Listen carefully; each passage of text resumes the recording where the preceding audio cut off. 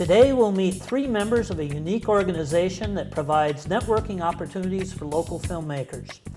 In 4 years, this group has grown to become a resource for filmmakers at all levels of expertise toward making films of any length. The people with us today are leaders and teachers in their fields, as well as practicing artists. We'll hear about opportunities to be part of our flourishing local cinema scene, and we'll see how their work enriches not only their own lives, but the lives of our community.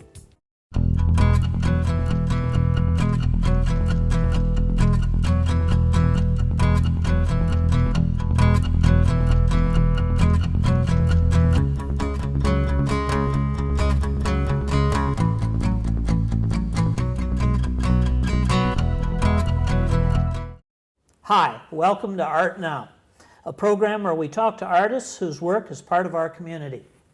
We're coming to you today from Shatterglass Studios on Neal Street in Champaign.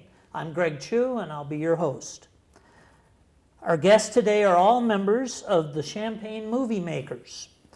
Local filmmaker Johnny Robinson is founder of the group. He taught at Rochester Institute of Technology from 1999 to 2009. And began the Champaign Movie Makers when he moved here in 2009. Johnny works at Dreamscape Cinema as general videographer in production and post-production. Johnny, thanks for being here. Hi. We're sitting here in Shatterglass Studios. Can you tell me about this and other local studios in the Champaign-Urbana area? Well, it's a small town, and people like to make films, and we have several studios that go through changes all the time. Shatterglass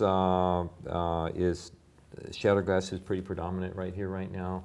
Dreamscape has been around for 20-something years, and there's also Prairie Production Group, which has been here a long time.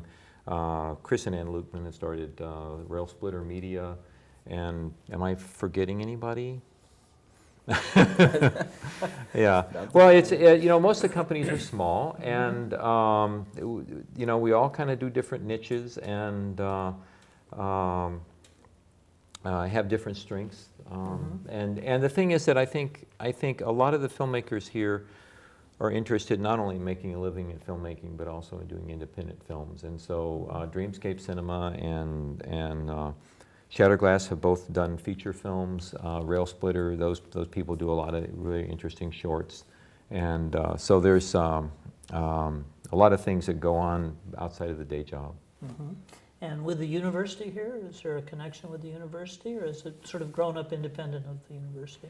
Well, there's a wonderful student organization called Illini Film Video on campus, and these guys are really enthusiastic. They make a lot of films, and when they graduate, they all wind up as Champaign Movie Makers. They keep making films. Okay.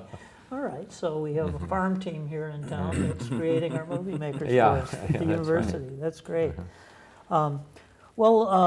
You've mentioned some of the services available through the studios. I know there's commercials that are made as well as film and things like that. Are there other kinds of services that these studios provide? Well, I can't speak for the other studios. I don't know. I mean, we at Dreamscape, we make feature films. We make in kind of the Hollywood mold. Robin Peters, the owner, makes genre films and is connected with Hollywood and the Hollywood script model. We also do TV commercials and a lot of industrial films. Let's get back to the beginning. How did you get interested in movie making? Well, let's see. When I was a teenager, I grew a beard because Stanley Kubrick had a beard. And I'm kind of... They sure grew in. I had to wait until 18. It was very But the thing is that, I was doing films in San Francisco in the mid-1970s on 16 millimeter. And back in those days, a shoestring budget for a film was $40,000, and I just paid for buying the film, processing it, and making a work print. Nowadays, somebody can make a feature film with the money they make waiting on tables. It's just enough pizza to feed the crew is kind of what it costs, in addition to the equipment. And so it's a different world. Things have really changed. Well, I bet you've seen a lot of changes over those 40 years. That's right. That's right. Well, let's turn to the Champaign Movie Makers. What led you to start the group? Well, I met a woman who lives here, and I wanted to move here, and I didn't know anybody, and I wanted a film community that I wanted to meet people, and there was a group in Rochester called Rochester Movie Makers, which was the model that I followed to make Champaign Movie Makers. It was very effective, and you know, I love learning. You know, I feel like there's so much I want to know, and other people know a lot, and I like to share information and get better at things. And so that was the point, was just to bring people together and let them meet each other, you know. And it seems to be a successful model. How has the group grown in 4 years? Well, I know, talk to Thomas. I mean, he's the one who's heading it now, and he could tell you, I mean, we started off meeting in my living room with 15 people, and Bill was there from the very beginning.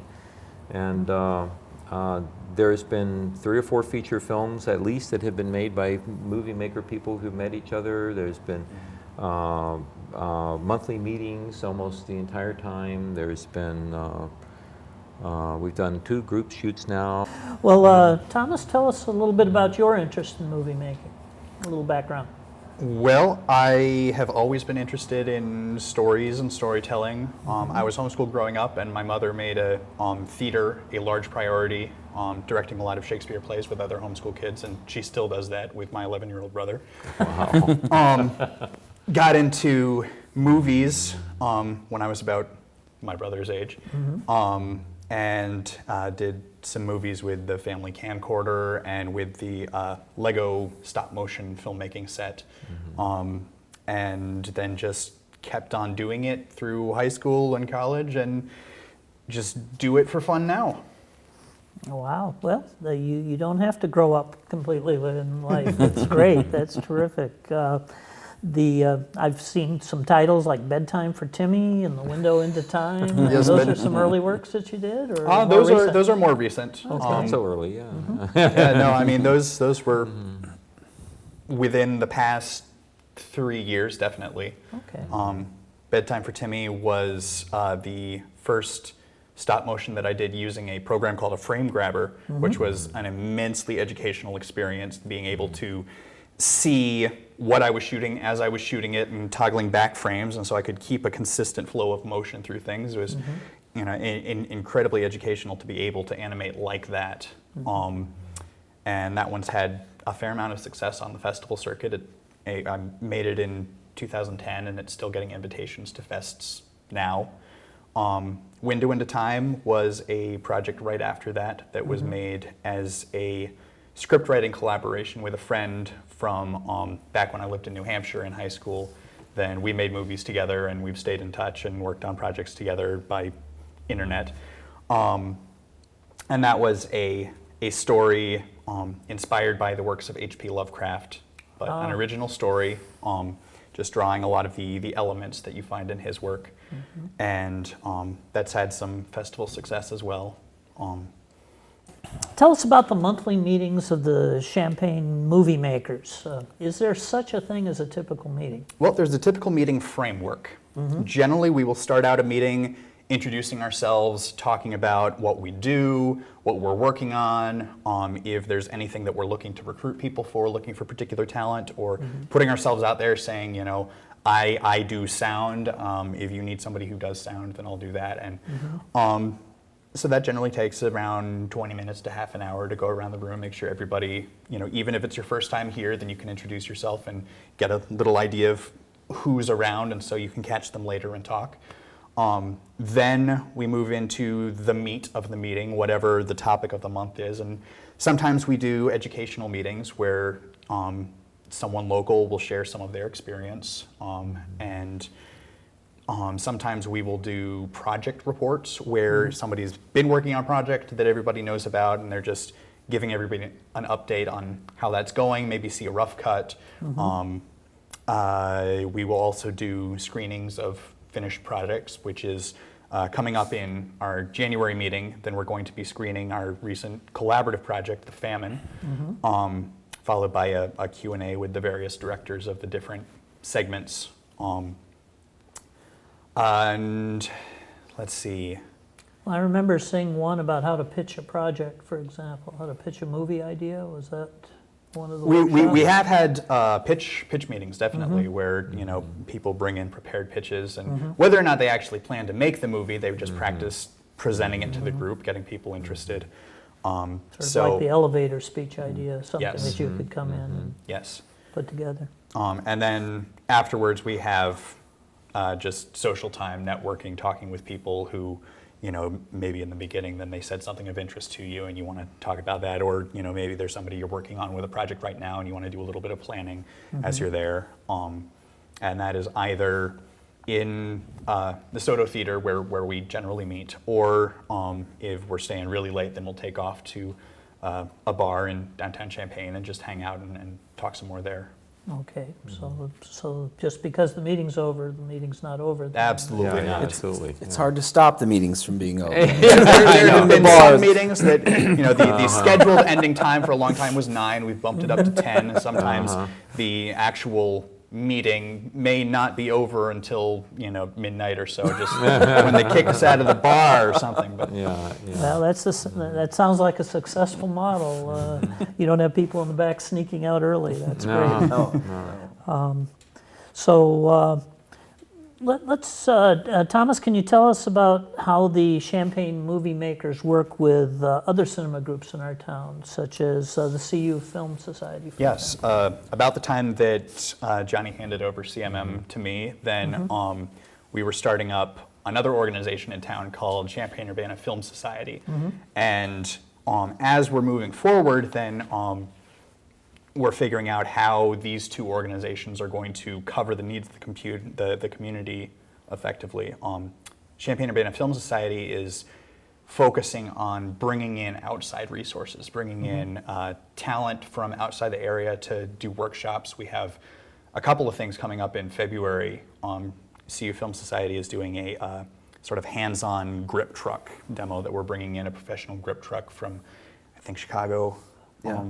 And so you can have a look at the equipment that is available on this truck. At the end of February, then we're having a sound workshop. So bringing in somebody who actually worked on sound on The Dark Knight. And he's based out of Chicago. So he's just coming down to teach anyone who's interested about how to run film sound. Yeah, the Champaign Film Society has been trying to reach beyond the local community to professional resources. That's been one of the key things. And at the same time, Champaign Movie Makers is looking inward, trying to provide immediate resources to people in the area, get people connected with other people to work with, other people with similar interests, and foster the sorts of projects that we have seen come out of this group for the past couple of years. Well, thank you, Thomas. Let's meet Bill Kephart. Bill works at Krannert Center, and he has worked on several award-winning local films and commercials, and he's a writer and is well acquainted with the local acting scene. How'd you get from the stage to the screen, Bill? I guess that, I'd always done theater for years. And because I'm older, the film wasn't as pervasive as it is now. It wasn't as easy to make film, so I was always doing acting. When I first got to Champaign, I have a lit degree from the university here, so I've been in Champaign for, 25 years or more or so. But yeah, when I first came to Champaign, I started doing some of the acting stuff, a few station theater things, I think maybe just one, some of the local dinner theater stuff. But then as I got into a couple film opportunities. I had a friend in Chicago who got in with one of these History Channel productions, and he just put my name out there. So we ended up going to California, and I got to do, and that's kind of nice, I got to tell you, acting while acting for a production company, they're taking care of you. I mean, you've got, so I can't say that that's not a future model I'd like to go back to at some point. But A little hard to leave the land of the It lotus. is, yeah. They fly you out to California. Anyway, that was pretty cool. So we shot that, and then we did a production up in Chicago. So that was my little taste of the film type stuff. Then there was a bit of a lag time, but I would say it really took off when Johnny started this group. I was kind of at a point where I wanted to do some of these film things, get into it a little bit more. And at that first meeting, I met a guy who he was looking for the lead actor in his feature film he'd written, and we hit it off personally. And so, and after that, you know, he ended up reading for the role, and I got the role. But much of this group, one of the things, it's not much of it is just getting to know these other people, especially acting-wise. He hadn't seen my acting, but we got along well. We had and that happens a lot with crew and stuff. If you like talking to somebody, I mean, that's one of the biggest things that gets people into these productions and stuff. So for people that want to do this, maybe you don't have the skill, but show up at a few meetings, just let people get to know you, and that can, people would rather work with someone they enjoy than someone who has more skills than that person sometimes. So Acting is very different from the stage when you move it's to huge. a big screen. And you got to go back too. You got to know on the stage that you have to pump it up a little bit. Actors like Hugh Jackman, which I guess is just in Les Mis here, he is always a little. He's always a little bit more. In some dramatic roles, you'll see he is a little bit much, but in other ones, like Wolverine or something, where he's got to have a little bit of panache, he's got it because he's got that stage acting thing going on. So, but over these last few years doing this, doing some small commercial projects locally, there have been some competitive commercials my friends and I have done. I have gotten to see myself on film enough, and the most valuable thing for actors, and we did this on a shoot just a few months ago. The kid was doing something, we said, it's a bit much, come here, look at yourself in the camera. And that's the great thing about this digital stuff, is you can just replay what the people have done, and they can say, oh yeah, you see how that's a little much? Can you kind of bring it down a couple notches? And that's all you usually have to say to a performer, just bring it down X number of notches, they get it, and then you just learn to internalize that, and then it's a lot easier. Now, acting to a camera as opposed to an audience, how is that different? You get a bunch more takes. Some more than the directors probably want. Bill wants another take. I know I can do it better. Yeah, you definitely get more takes. You don't get the immediate feedback, but your performance lives forever. And that, for me and some of the other actors that have gotten into this more, that's huge. I mean, on stage, there is some beauty to an act that disappears into the universe, but it's also kind of wonderful to know that all these things you've done will live on, good or bad too. It's like it's like getting a tattoo. I don't have tattoos, but it's like getting a tattoo. Whatever you lay down there, you're stuck with, Daffy Duck, eating a pancake or whatever. There is footage on the internet of Bill dressed in lederhosen and an eye patch, that's right, spanking another actor with a trout. With But that I'm proud of. You have to look for it. It was a fantastic video. Okay, well, I'm going to check that as soon as I get home. I suggest you do the same before it's taken off. Well, I think Bill was the writer of the most recent Champaign Movie Makers collaborative project called The Famine.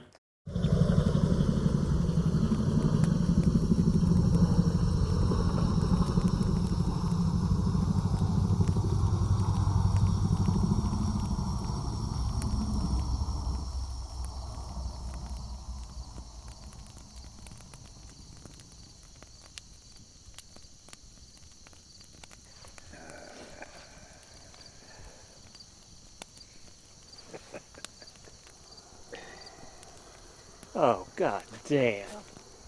God damn, that is not what I think it is. Old school. How much is in there? It's a full pot. What is that, like $5,000? It's Jamaican, so more like 9. Well, I ain't counting. So what is this, like the best coffee? Don't know. That's what I hear. It's the most expensive.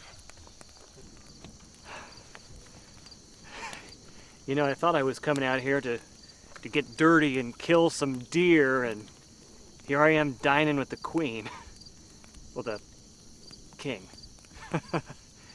You're the king, man. Hey, I owe you a room full of little girls on our next trip. And no amount of whores is payback for a pot like this. Got a supplier, works with a network of greenhouses up in Canada. Controlled conditions, lots of care. Like the best pot used to get before they started farming.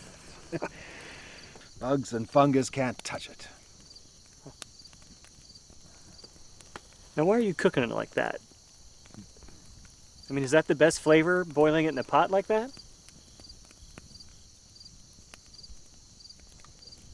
Who else, tonight in the world, is having a pot of the finest coffee grown, cowboy style, over an open flame? Just us. Just us. And that's all that matters. And I wonder if you would tell us a little bit about this film. Yeah, actually, they were having a brainstorming session for what the group project was going to be, and I was like, I'm not going to that because I don't want to be part of the chaos of discussing the idea. I'll just see what comes out. I'll gladly act in it. I'll help however, you know. And what had come out was a coffee famine. So there was a coffee blight, and people are, and how that would affect society. One guy pitched this idea, and they told me that. I thought, what? You guys thinking? Thomas said, yeah, Joe Rosenbaum he was the one that was promoting the idea. Talk to him and see what you can get out of this whole thing. And I was thinking, oh man. But I started talking to Joe, and there were some certain things that had made him think this was, the more I talked to him, the more I thought this is actually, it was really sort of a brilliant idea, because it opened the door to all kinds of things. Anything that becomes scarce that people want, there are certain things that come out of that. Crime, hoarding of it by people that don't even care about it. It just becomes a status symbol. People that sort of deal with the fact that was a joy in their life at one time and now it's gone. So rather than take a more comic approach to it, which I think is what everybody was thinking, but it's like, how many, I'm so grumpy, I haven't had my caffeine, and how long can that movie be?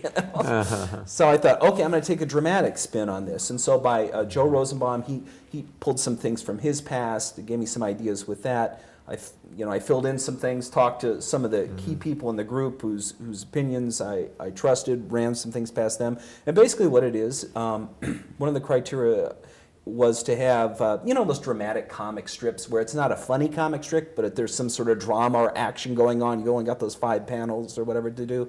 I guess that was sort of the model. And I wanted to do something where people could take ownership. If we do a group project, you can do the Hollywood hierarchy, but we don't work like that anyway in general in this group. We all wear different hats. All of us have been actors. All of us have held the boom mic. We are all in each other's projects. Before we run out of time, I understand there's an upcoming film festival which might include The Famine. Yes, we will certainly be submitting The Famine to the New Art Film Fest, which I believe will be on April 12th, in conjunction with the Boneyard Arts Festival. Yeah, that's April 12th. That's a Friday, and along with other films. And this festival has been going on for 4 years now. Is that right? 4 or 5 years? I think this will be the 4th year. Yeah, I want to say. Yeah. Okay.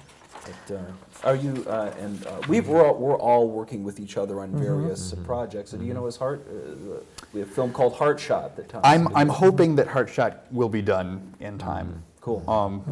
Yeah. Well, most of our audience is familiar with Roger Ebert, who founded the Overlooked Film Festival, now known as Ebert Fest. And let me ask you all, how has that festival influenced the local film scene, and even more so yourselves as movie makers? I would say in some ways we all feel it's a little too bad that as much as there's this film appreciation event here in Champaign, that the creation of film is actually a little Overlooked. overlooked. That's the overlooked, is the local creation. Yeah, we don't really have inroads. I mean, it's not easy to film at certain places. We still have to follow certain. I mean, I would say that that's an aspect of it. One thing that I can't emphasize is how productive this community has been in the last 6-7 years. I mean, the number of feature films, full-length feature films. Mike Bodeker in Danville, Bill and I worked with Mike Bodeker a lot, and we were just finishing a film called The House of Thaddeus. It's just absolute wonderful quality film. And Leading Ladies was shot here, and let's come up with some more titles of feature films that have been shot here. Besides we have there's a, what was that? Amber Rose. Amber Mike Rose, Sherpetty's Mike Sherpetty Amber Rose, made Amber done Rose, locally. and it won a lot of awards, very challenging film. And Bodeker's show, Yeah, she did yeah. before Revolting. Yeah, Mike did Show, and then Revolting, and now House of Thaddeus. And this group is also tied in. There's quite a theater scene in Danville, and so we've started to pull some actors from that. That's one of the greatest things that's happened in, I'd say, this last year or two, is that we've made bridges into the pockets of really good actors. The great actors from Danville, the regulars at the station. Right at the station, And many of them are really enjoying it because it's a few hours of work as opposed to weeks of preparing for a show, and then when they're done, they have something that lasts quite a while. So, And yeah. not just actors. We're looking to make inroads with the local music community. Oh, Music is a large part of filmmaking. Yeah. And I know you're looking for audio people. I believe that was Yes, Definitely, we love audio people. And when are the meetings? When can people join you? In general, then the meetings are the third Tuesday of the month, 7 to 10 at the Soto Theater in downtown Champaign. To check on any particular month, then you can go to the Champaign Movie Makers Facebook page, which is just facebook.com/Champaign Movie Makers, no spaces or anything. And we'll generally post an event that says what we're going to be talking about, and if there's any variance in what time we're meeting, or if we're meeting somewhere else. We've met over at the Supercomputing Center. There was a member who was talking about stereoscopic 3D, and so we got into the lab there and got to look at some stuff. And not everything, some of it may be more technical than people are interested in, but at least go and get to meet the other people, because there's always time for socializing, and if you're an actor, writer, whatever, you're always going to find... Yes, no matter what the main body of the meeting is, we will still have that introduction time where you can get to know who is here, who you might want to network with, and then we have that opportunity at the end to just talk with anyone. And the next meeting is coming up on January 15th. And that will be at the Soto Theater, 7 to 10. And if you're watching this show after the 15th, the February meeting will be... It'll be the third Tuesday of the month. I don't remember off the top of my head what date that is. And I can't emphasize what a resource these meetings are. I mean, anybody can show up. You don't have to enroll in anything, or you could just show up. Even high school, we really have gotten to... One of the segments in the famine was directed by a high schooler. It's terrific. Well, it's a great community resource, and it's terrific. You can find out more about the Champaign Movie Makers. At least I discovered it at their website at champaignmoviemakers.ning.com. Or at the Facebook page. Or at the Facebook page. And I want to thank my guests today, and thank you for watching Art Now. Our guests have been Johnny Robinson, founder of the Champaign Movie Makers, CMM manager Thomas Nicol, and writer and actor Bill Kephart, who wrote the upcoming film The Famine. And we hope you've enjoyed today's show, and I hope it will inspire you to explore the local art scene, especially the overlooked cinema scene in our community, and make your own art now.